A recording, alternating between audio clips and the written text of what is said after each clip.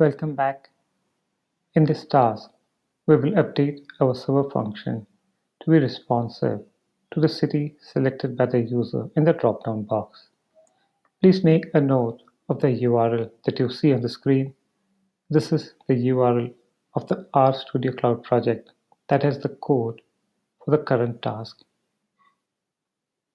Let me switch the display mode so you get your workspace back, and we'll switch to RStudio Cloud. Here is where we left off. Let me paste the URL and we'll let RStudio Cloud create a copy for us. We will create a permanent copy. Notice the name of the project is Favorite Restaurants Multiple City. We'll give it a few seconds.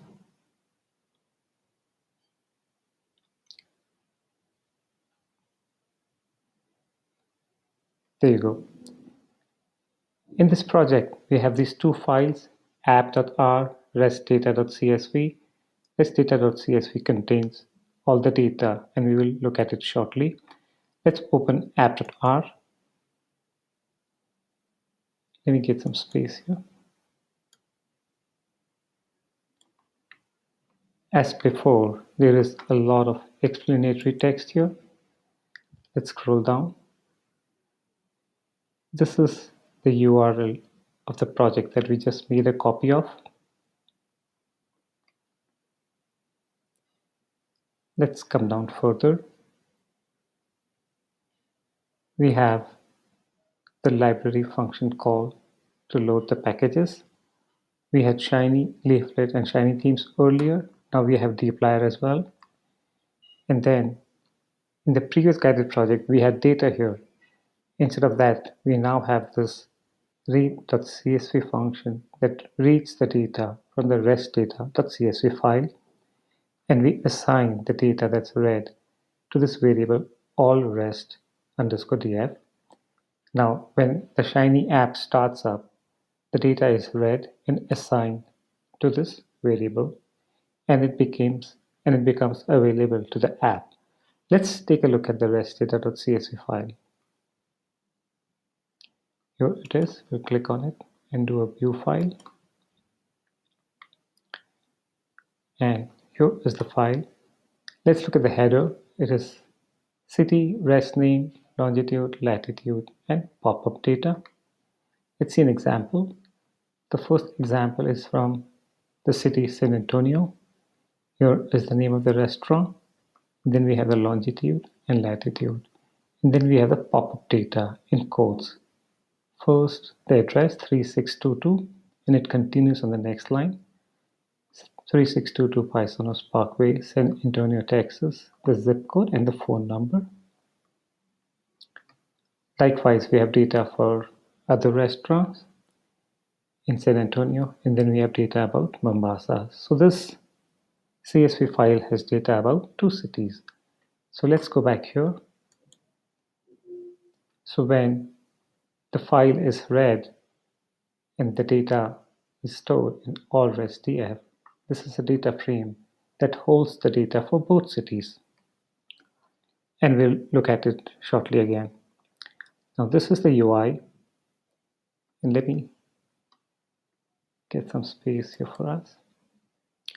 This is the UI that we defined in the previous two tasks, and we have this Shiny theme call, and then we have a fluid row, the first fluid row, in which we assign 10 columns to the titles, and we have these two conditional panels to determine which city was selected.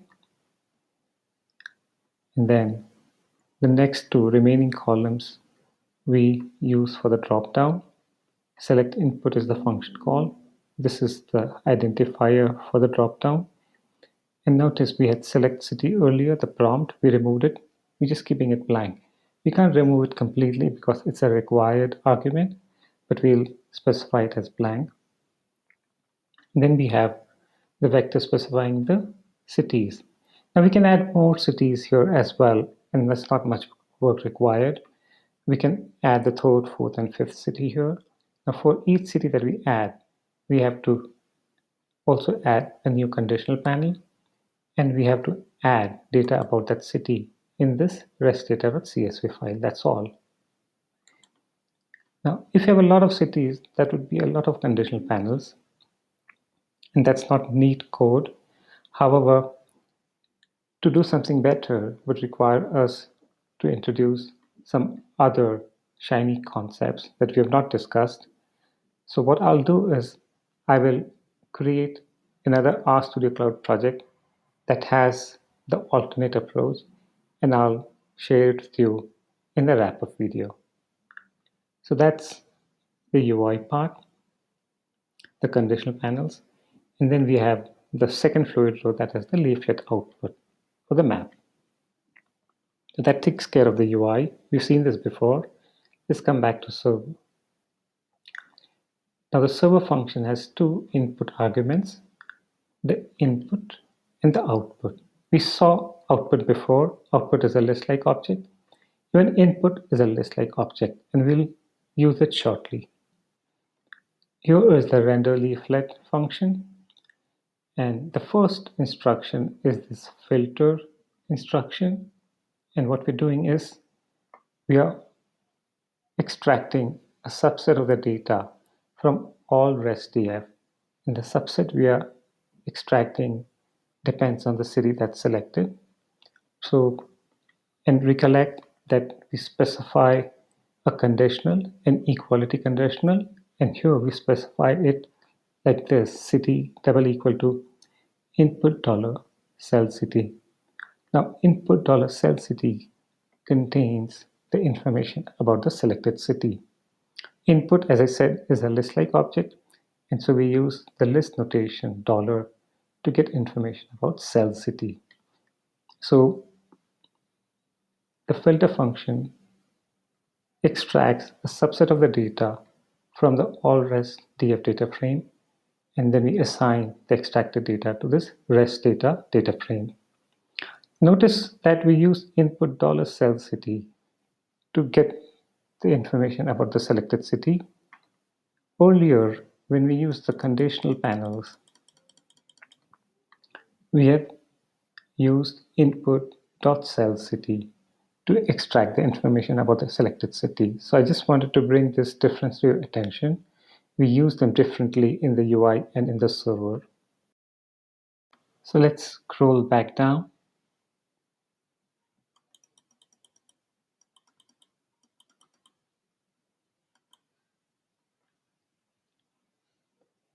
I just wanted to mention that the input argument holds information about all the inputs to the app.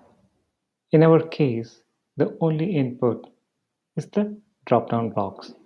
So we get information about the drop-down box from the input argument. This is the instruction that makes our app responsive to the changes in the city that's selected in the drop-down box. When the city that is selected changes, the render leaflet function is executed. When this function is executed, we get a new subset of the data, and that data is used to display the map. And that's what makes our app responsive to the user actions. The rest of the instructions are exactly the same, except the way we specify data. So let's see. So we have this leaflet call, and then we have the add tiles call, and then we have the add markers call. Now in the second guided project, we had vectors, and we provided those vectors as input to the add marker functions. This time we don't have vectors, we have data in the data frame. So we use the data in the data frame. We extract the data in the data frame, and we do it like this. We do rest underscore data dollar longitude to get the longitude information. And notice and remember that this is a vector. Similarly, we get the latitude vector out of the data frame by using this rest underscore data dollar latitude. Likewise, we do it for the restaurant names that appear as labels and the pop-up data. and then the label options are the same as before. Notice that this server function is not dependent on any specific city names that we have in the drop-down box.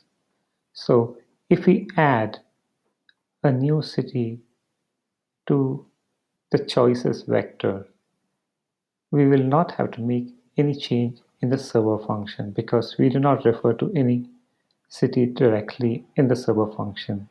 We always refer to the city using this input $cell city. I just wanted to bring that to your attention. So now let's try this out. Let me run external and then let's run the app.